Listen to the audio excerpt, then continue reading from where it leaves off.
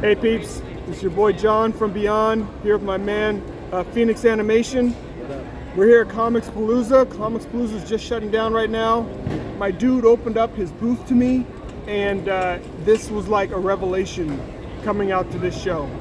So B, first and foremost, I mean, kind of tell people about yourself, about your, because you've been in the game of manga and comics for a long time. So give people some info. I started reading comics back in the early '90s. I was born in '85. I was 6, 7, 8 years old. I started getting into comics. What got me into comics originally was seeing the Silver Surfer in the Fantastic Four. I used to always love space, and I used to surf when I was a kid. So I was like, wait, they have surfing in space? Nobody told me this. So I was like, I gotta check this out. So I started reading comics, and that's what kind of got me into the world. And it was the Amazing Spider-Man and Venom and Carnage were like the thing, man. And then it became like an animated series. So I started watching like the animated series and all that stuff. And I was into comics for a long time until probably around 2000, 2001, and I started kind of getting into more manga. And I started catching like really good storytelling and good overall storytelling in manga, and so I started getting hooked on that. And I as I was reading manga, I kind of came to the revelation that I liked it, and I didn't know until a little bit later on that the reason why I liked it so much was because, kind of like indie comics, it's creator owned. Yeah. And so the creator, the creator of each of these manga have the story to tell, however many books it takes. They know exactly where they're going. Yeah. They're not rehashing stuff, and it's a solid story. And it was great to connect with because I saw myself reading stories and learning lessons and seeing characters overcome things while I'm, growing into an adult and figuring my shit out, being an adult, getting a job, doing all that stuff. And it was just kind of cool that I was seeing people go through struggles and overcoming them in that format. That's really cool, man. And that definitely is going to play into something else we're going to talk about later. So one of the things I think people aren't aware of, this is the first show I've been to post-pandemic. Okay?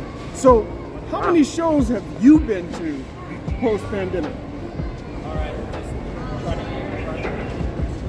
Well, okay, my first show post-pandemic was middle July, so about a year ago, actually. Okay. And in that time, I've probably done about 40 shows. There you go. Maybe 30 to 40 shows.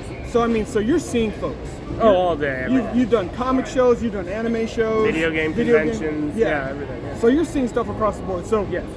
Being here at your booth, I met a dude who named his son after Vegeta.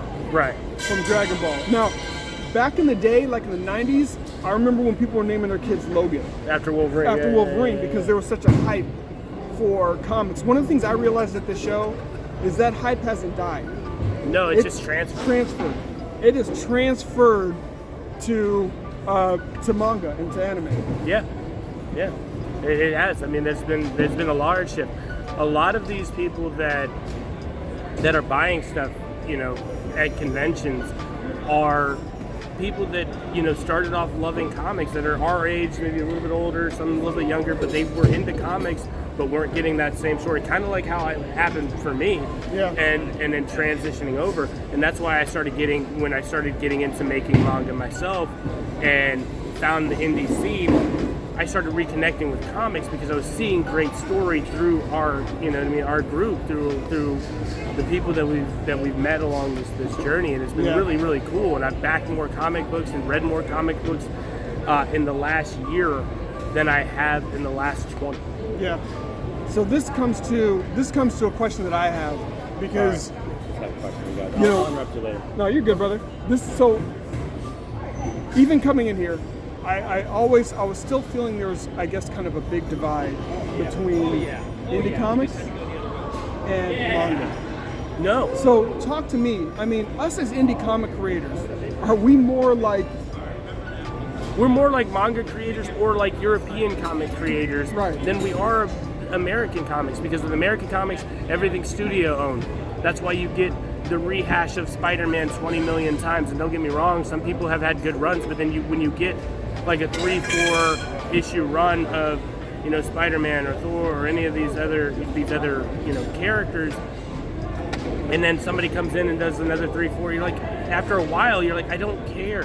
Yeah. Like, how many times, like, does Joker escape from Arkham Asylum before they just shut that down? Like, what are you doing? Like, why are there no ideas? Yeah. And maybe there are ideas, and maybe the studios are shutting them down and like going, no, we want this. But whatever it is, the stuff coming out of the mainstream is bland, and it's chased away a lot of people. Yeah.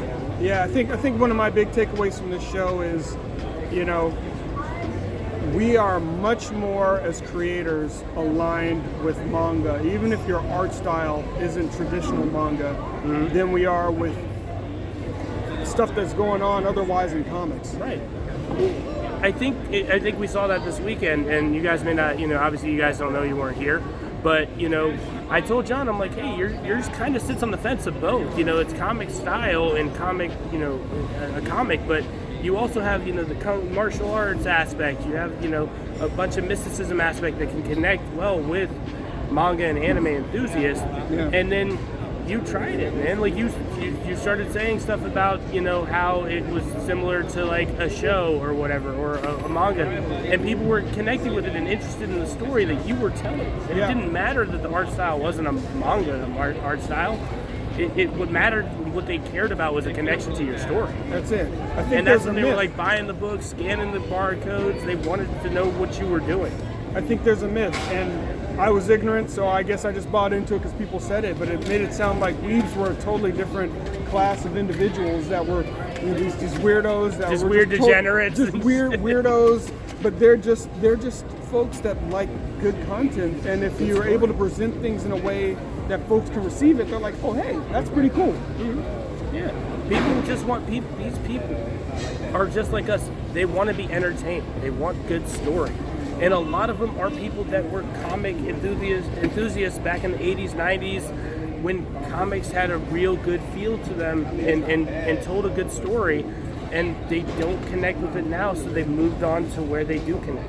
Yeah. And if your story, you know what I mean, your story can be told and it connects with them because they understand, like, hey, this creator's making this, it's not going to change in 4 issues, 5 issues. Like, this is something I can go long term with, and somebody I can follow long term with, and you know, follow your progression and see where you go and grow with you, and it becomes a bonding experience between customer and creator. Yeah, that's huge. I mean, you heard it, real quick, not to interrupt, but you were hearing a lot about me talking with these customers about One Piece and about different anime shows. Yeah. So we were referring to Oda, the creator, like saying, oh, Oda's great, Oda's this, you know, this person's this. Like, we weren't, like, you don't really hear that in traditional comics. You don't hear them going, you hear them talking about the characters and about the story, but you don't hear them connecting with the creator like you do with manga. And that's the thing that I think you as an independent creator, I as an independent creator, and anybody else listening to this independent creator, this is a way that people will connect with you and want to watch you succeed and want to support you while you succeed. It's totally different. Well, this is definitely not going to be the last time that we talk about this. At the end of the day, I felt this is important because this is a revelation for me. If you haven't gone to any shows to see what's up, you need to see what's up for yourself. You need to realize that our fan base hasn't aged out. No. They're here. We have to ask the question, why are they finding value in manga, and just how far removed are we from what they're finding? In the indie scene, my answer is, we're not that far removed. No. We just need to bring them into the fold to let them see that we're of the same mindset. In fact, I actually think that we're more what they want. But you got to think of it like this. They wanted good story, and the mainstream never gave them an option. Nope. So they went to the only option they had available. That's right. So now we just need to teach them, hey, we are a valuable option for great story and great escapism, because that's what ultimately everybody wants to be. They want entertainment and escapism. And that's why we're all here. Yeah. Man, B, I appreciate your time, brother. Of course, man. This has been a big revelation. I am looking forward to Anime Matsuri. Yeah, Matsuri's going to be sick. Joe Ball's coming out. The Diaz brothers are coming out. Tug's coming out. Yellow Flash, Nick Ricada, Hannah, Cecil. There's going to be so many people from our circle that have come to Matsuri previous years, but obviously Joe Ball and the Diaz brothers, it's going to be their first time coming out. But I've been coming here for years. A lot of our creators that are in the Houston area have been coming out here for years. It's a big party, a big celebration, and it's not just weebery, it's escapism and storytelling. That's right. So if you're in Houston from July 28th through July 31st, come check us out at Anime Matsuri. Otherwise, my peeps, until next time, use your powers for good, purpose to be a creator, not a destroyer, as we walk this path together. Boundless imagination.